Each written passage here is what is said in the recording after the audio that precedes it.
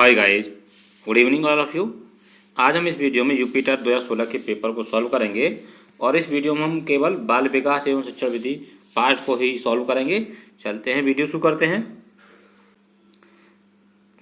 आज का पहला प्रश्न आपके सामने। पियाजे मुख्य रूप से किसके अध्ययन के लिए जाने जाते हैं? ए भाषा विकास, या यौन विकास, या संज्ञानात्मक विकास, या सामाजिक विकास। तो आप सभी जानते हैं जीन पियाजे संज्ञानात्मक विकास से संबंधित हैं, तो इनका लिए ऑप्शन सी सही हो जाता है। चलते हैं अगले प्रश्न की ओर। अगला प्रश्न आपके सामने। जब मानव शरीर के एक भाग को दिए गए प्रशिक्षण का अंतरण दूसरे भाग में हो जाता है तो इसे कहते हैं ऊर्ध्वाधर अंतरण, क्षैतिज अंतरण, द्विपार्श्विक अंतरण, उपरोक्त में से कोई नहीं।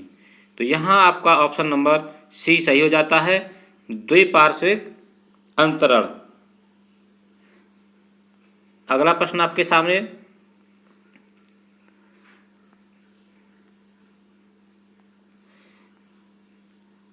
दिए हुए प्राप्तांकों के समूह में जो प्राप्तांक बहुधा सबसे अधिक बार आता है उसे हम बहुलक कहते हैं। ये बहुत सरल प्रश्न है, इसमें ऑप्शन नंबर आपका ए सही हो जाएगा, बहुलक। अगला प्रश्न आपके सामने। क्रिया प्रसूत अनुकूलन सिद्धांत का प्रतिपादन किसने दिया था? Pavlov, Skinner, Thorndike, Kohler. तो आप सभी जानते हैं क्रिया प्रसूत अनुबंधन का सिद्धांत स्किनर ने दिया था, बीएफ स्किनर। अगला प्रश्न। एक चीज मैं आपको बता दूं, इन प्रश्नों से थोड़ी जुड़ी हुई जानकारी है। जैसे आपका ये प्रश्न था, ये बहुलक यहाँ आया है, इस पर कभी ऐसे भी प्रश्न बन जाता है कि निम्न में से केंद्रीय प्रवृत्ति की माप नहीं है, तो उसमें देखिए बहुलक भी आता है और मध्यांक भी आता है, यानी जिसे माध्यिका बोलते हैं, और मध्यमान यानी कि समांतर माध्य होता है, ये भी आता है। यानी कि आप ये समझिए माध्य, माध्यिका और बहुलक तीन आते हैं इसमें, माध्य, माध्यक, बहुलक। ये तीन केंद्रीय प्रवृत्ति के माप है और चौथा ऑप्शन जो दिया वो आपका गलत रहता है। अच्छा, अब इससे एक प्रश्न है आपका ये वाला, क्रिया प्रसूत अनुबंधन का सिद्धांत तो स्किनर ने दिया था, ये तो आप जानते ही हैं, लेकिन इन्होंने अपना प्रयोग किस पर किया था ये भी कभी कभी प्रश्न बन जाता है। तो इन्होंने जो अपना प्रयोग किया था वो चूहों पर किया था। किस पर किया था? चूहों पर। अगला प्रश्न आपके सामने। अल्बर्ट बंडूरा निम्न में से किस सिद्धांत से संबंधित हैं? सामाजिक अधिगम सिद्धांत से, या व्यवहारात्मक सिद्धांत से, या विकास संज्ञानात्मक सिद्धांत से, या विकास का मनोसामाजिक सिद्धांत से। तो यहाँ आप जानते हैं अल्बर्ट बंडूरा सामाजिक अधिगम सिद्धांत से संबंधित हैं, तो ऑप्शन नंबर ए यहाँ पर सही हो जाता है। चलते हैं अगले प्रश्न की ओर। मानसिक आयु का प्रत्यय दिया था, तो मानसिक आय का जो प्रत्यय दिया था वो बिन साइमन ने दिया था। ऑप्शन नंबर ए यहाँ पर करेक्ट हो जाएगा, क्योंकि आपने देखा होगा एक टर्मन ने एक फॉर्मूला दिया था, ये बुद्धि लब्धि का जो फॉर्मूला होता है उसमें यूज करते हैं मानसिक आयु,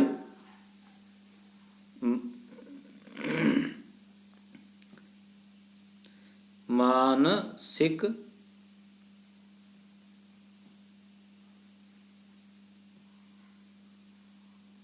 आयु बट्टे वास्तविक आयु।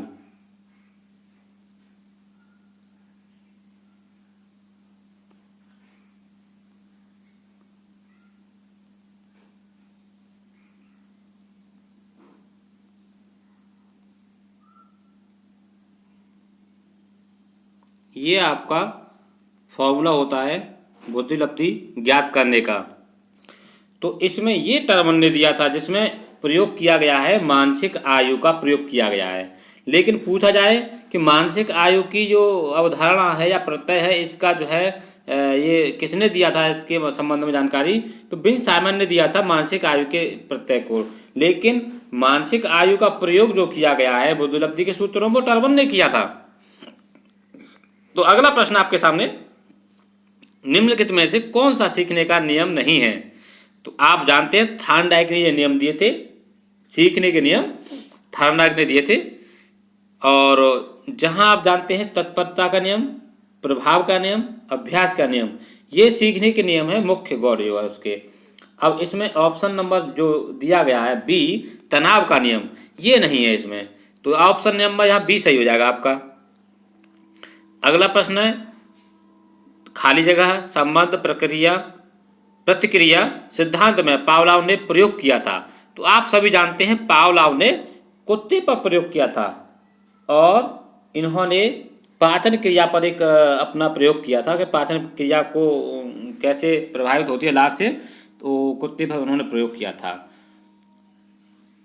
तो ये आपका जो है बी ऑप्शन सही हो जाएगा। अनुकूलित प्रत्यावर्तन सिद्धांत का प्रतिपादन भी पावलोव ने ही दिया था। अनुकूलित प्रत्यावर्तन का सिद्धांत भी पावलोव ने ही दिया था और उन्होंने पाचन क्रिया पर अपने कार्यों के लिए 1904 में एक नोबेल पुरस्कार भी प्राप्त किया था। अगला प्रश्न आपके सामने, सूझ द्वारा सीखने के सिद्धांत का प्रतिपादन किया किसने? तो आप सभी जानते हैं, इसमें ऑप्शन थॉर्नडाइक दिया है, कोहलर, पावलोव, वुडवर्थ।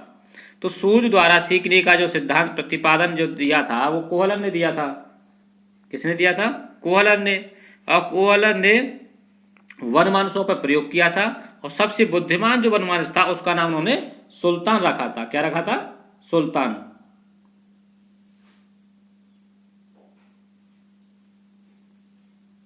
सुल्तान नाम रखा था उन्होंने अपने वनमानुष का। तो आप समझ गए होंगे, ये प्रश्न बहुत अच्छा है आपके लिए, कई बार प्रश्न में पूछा भी गया है इससे संबंधित। चलते हैं अगले प्रश्न की ओर। अगला प्रश्न है, कार्य को आरंभ करने, जारी रखने, नियमित करने की प्रक्रिया को क्या कहते हैं?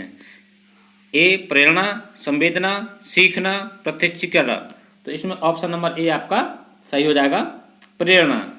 प्रेरणा कार्य को आरंभ करने, जारी रखने और नियमितीकरण को बढ़ावा देता है, यह प्रक्रिया है।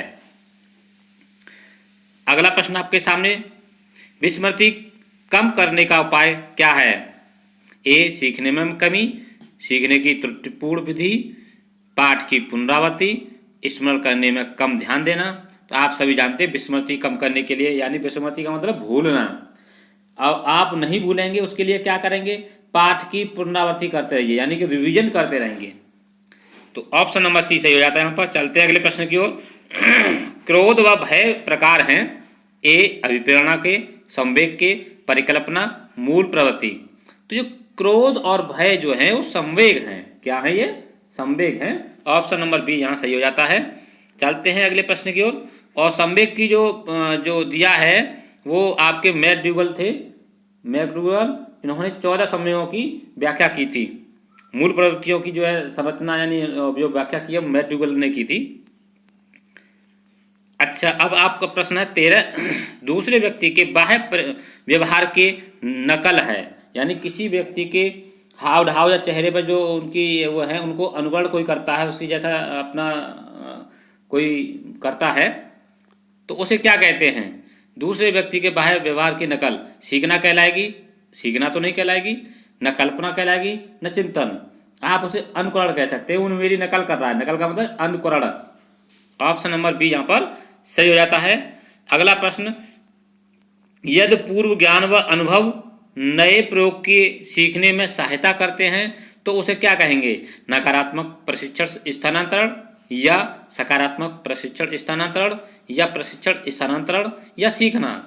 तो पूर्व ज्ञान अनुभव के आधार पर आपको नए प्रकार के कुछ सीखने में सहायता मिलती है तो वहाँ आपका सकारात्मक प्रशिक्षण स्थानांतरण कहलाएगा। ऑप्शन नंबर बी यहाँ पर सही हो जाता है। अगला प्रश्न आपके लिए, सीखी हुई बात को स्मरण करने या पुनः स्मरण करने की असफलता को क्या कहेंगे? यानी आप समझ रहे हैं, कोई आप किसी प्रश्न को आप कर लेते हैं या कोई प्रश्न आपको याद है फिर उसके बाद उसे दोबारा से स्मरण नहीं कर पा रहे हैं या उसमें थोड़ी असफलता आ रही है, तो ऐसी चीज को आप विस्मृति कहेंगे। क्या कहेंगे? विस्मृति कहते हैं, जैसा अभी प्रश्न पिछले में आया था। तो इसी ऑप्शन नंबर यहाँ पर सी सही हो जाता है। अगला प्रश्न है आपके लिए, टर्मन के अनुसार 90 और 100 बुद्धि लब्धि का बालक माना जाता है। तो मंद बुद्धि होगा, सामान्य बुद्धि होगा, श्रेष्ठ बुद्धि होगा, क्षीण बुद्धि होगा। तो टर्मन के अनुसार 90 और 100 के बीच में जो आते हैं वो सामान्य बुद्धि के आते हैं और 90 से नीचे वाले आते हैं वो मंद बुद्धि के कहलाते हैं। और आपके जो है 140 से 200 तक के बीच में आते हैं प्रतिभाशाली छात्र आते हैं, और 100 से 140 के बीच में आते हैं वो तीव्र बुद्धि वाले आते हैं। इस तरह से उन्होंने दिया है एक गैप कि हाँ इसमें ये बच्चे आते हैं। और अभी कभी प्रश्न ये भी पूछ लेता है, यहाँ जो दिया है 100 से 90 के बीच में पूछा है, कभी कभी ये पूछ रहे कि 25 से नीचे IQ लेवल जिनका है या बुद्धि लब्धि 25 से नीचे है तो उन्हें क्या कहेंगे, जड़ बुद्धि कहते हैं। क्या कहते हैं, जड़ बुद्धि। हॉल का सिद्धांत निम्न में से किसकी व्याख्या करता है, बुद्धि की प्रकृति, अधिगम में अभिप्रेरणा की भूमिका, मूल्यों का विकास या किशोरों का मनोविज्ञान। तो यहाँ आप समझ गए होंगे स्टेनले जो हॉल थे उन्होंने जो किशोरावस्था पर कुछ अपना वो दिया था, जिसमें उन्होंने कहा है किशोरावस्था बड़े संघर्ष, तनाव और तूफान तथा विरोध की अवस्था है। तो आप यहाँ समझ गए होंगे ऑप्शन नंबर डी सही हो जाएगा।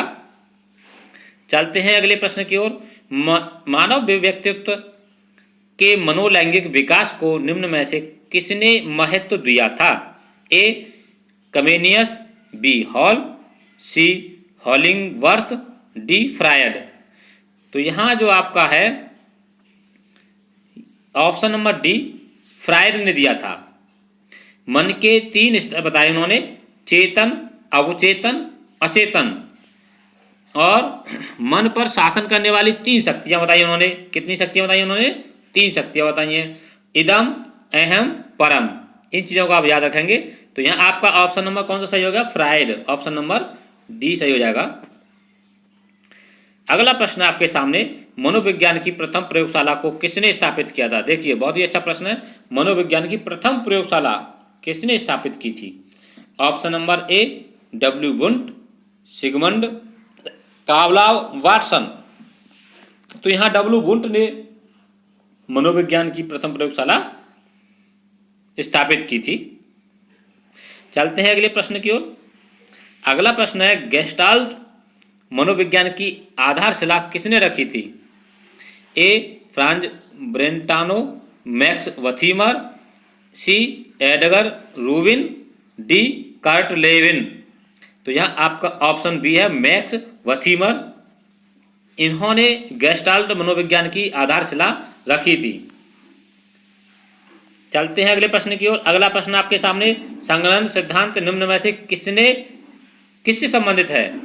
संगणन सिद्धांत किससे संबंधित है, अधिगम से, अभिप्रेरणा से, स्मृति या सृजनात्मकता से। तो यहाँ ऑप्शन नंबर बी अभिप्रेरणा से, अभिप्रेरणा से संबंधित है संगणन सिद्धांत। अगला प्रश्न है, क्षेत्र सिद्धांत निम्न में से किस वर्ग का सिद्धांत है, व्यवहार विदों का, संरचना विदों का, मनोविश्लेषणों का, गेस्टाल्ट वादियों का। तो यहाँ आपका ऑप्शन नंबर डी सही हो जाएगा, गेस्टाल्ट वादियों का क्षेत्र सिद्धांत है, ऑप्शन नंबर डी सही हो जाएगा। चलते हैं अगले प्रश्न की ओर। खाली जगह बैटरी का प्रयोग निम्न में से किसके मापन हेतु किया जाता है। तो यहाँ जो बैटरी भाटिया बैटरी है, कौन सी बैटरी, भाटिया बैटरी। कभी कभी इसे पूछ लेता है कि ऐसी कौन सी बैटरी है जिसका प्रयोग निम्न में से यानी कि बुद्धि मापन में किया जाता है, तो इसे भाटिया बैटरी कहते हैं। अब यहाँ भाटिया बैटरी के बारे में आपसे पूछा है तो आप कहेंगे किसके बारे में, तो बुद्धि के बारे में। तो ऑप्शन नंबर यहाँ पर हो जाएगा आपका सी सही।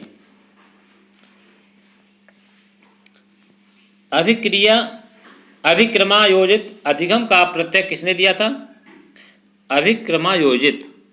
तो इसमें आपका ए दिया है उन्होंने हल, बी थॉर्नडाइक, सी स्किनर, डी वाटसन। तो यहाँ आपका सी ऑप्शन सही हो जाएगा, स्किनर ने अभिक्रमायोजित अधिगम का प्रत्यय दिया था, स्किनर ने। चलते हैं अगले प्रश्न की ओर। अगला प्रश्न है, व्यवहारिक क्षमताओं में वह सापेक्ष स्थायी परिवर्तन जो कि प्रचलित अभ्यास का परिणाम होता है उसे क्या कहते हैं आप, अधिगम कहेंगे, अभिप्रेरणा कहेंगे, अभिवृद्धि कहेंगे या अभिक्षमता कहेंगे। तो यहाँ आपका ऑप्शन नंबर ए सही हो जाएगा, व्यवहारिक क्षमताओं में वह सापेक्ष स्थायी परिवर्तन जो कि प्रचलित अभ्यास का परिणाम होता है उसे हम अधिगम कहते हैं। क्या कहते हैं, अधिगम। अगला प्रश्न आपके सामने, संज्ञान किस बुद्धि के सिद्धांत का हिस्सा है, प्रतिदर्श सिद्धांत, समूह कारक सिद्धांत, गिलफोर्ड का सिद्धांत, फ्लूइड तथा क्रिस्टलाइज्ड का सिद्धांत। तो ऑप्शन नंबर सी यहाँ पर सही हो जाता है, गिलफोर्ड का सिद्धांत। संज्ञान गिलफोर्ड का सिद्धांत है, बुद्धि से संबंधित है। अगला प्रश्न आपके सामने, 8 वर्ष के सुधीर की मानसिक आयु 10 वर्ष है, उसकी बुद्धि लब्धि क्या होगी? तो बुद्धि लब्धि का फॉर्मूला क्या बताया था मैंने पिछले क्वेश्चन में? मानसिक आयु, मानसिक आयु की उसकी कितनी है? 10 वर्ष दिया उन्होंने। मानसिक आयु देखो साफ साफ लिखा उन्होंने, मानसिक आयु 10 वर्ष। तो उसमें फॉर्मूले सबसे ऊपर मानसिक आयु थी बट्टे वास्तविक आयु, 8 वर्ष का है, ये वास्तविक आयु है इसकी, और गुणा इसमें करते हैं हम 100 का। तो आप समझ होंगे, इसे काटिए आप कितने से? 2 से, 2 चौक 8, इसे काटेंगे 2 से 5 बार, इसमें गुणा कर देंगे इसका तो हो जाएगा 500। या फिर ऐसा करिए 4 से इसे काट दीजिए 25 बार, 25 चौका 100 होता है, 25 गुणा 5 कितना होता है? 125। तो यहाँ आप देख रहे होंगे ऑप्शन डी सही है, 125 इनकी आईक्यू लेवल होगी। बुद्धि लब्धि कितनी होगी? 125 रहेगी। डी ऑप्शन सही हो जाएगा। चलते हैं अगले प्रश्न की ओर। अगला प्रश्न आपके सामने, संवेग का कौन सा सिद्धांत इस विचार को मानता है कि संवेगात्मक अनुभव संवेगात्मक व्यवहार पर आधारित है? तो ए जेम्स लैंग सिद्धांत, हाइपोटोलिसिक सिद्धांत, सक्रियता सिद्धांत, अभिप्रेरणा सिद्धांत। तो यहाँ ऑप्शन आपका सही हो जाएगा ए जेम्स लैंग सिद्धांत। अगला प्रश्न आपके सामने, किसी इच्छा या आवश्यकता में रुकावट पड़ने पर उससे उत्पन्न होने वाला सांवेगिक तनाव क्या कहलाएगा? द्वंद्व, कुंठा, चिंता या तनाव? तो यहाँ समझिए, आपकी कोई इच्छा हो या आवश्यकता हो, उसमें कोई रुकावट आए तो उससे प्रभाव जो पड़ेगा आपको, जो उत्पन्न होने वाला सांवेगिक तनाव होगा वो कुंठा होगा। क्या होगा? कुंठा। इस वीडियो का अंतिम प्रश्न आपके सामने, और इससे पहले मैं आपको ये जानकारी दे दूं, हमने यूपी टेट के जितने एग्जाम हुए अब तक 2011 से लेकर के अब तक के, यानी 2021 तक, इसमें हमने मैथ और पर्यावरण, ये हमने पार्ट पूरा हल सॉल्व कर लिया है। इसका हमने अपने चैनल पर एक प्लेलिस्ट बना दिया है, UP TET math old paper के नाम से, और पर्यावरण का यूपी टेट पर्यावरण ओल्ड पेपर के नाम से। आप चाहें तो हमारे चैनल से इन सभी सॉल्यूशनों को देख सकते हैं।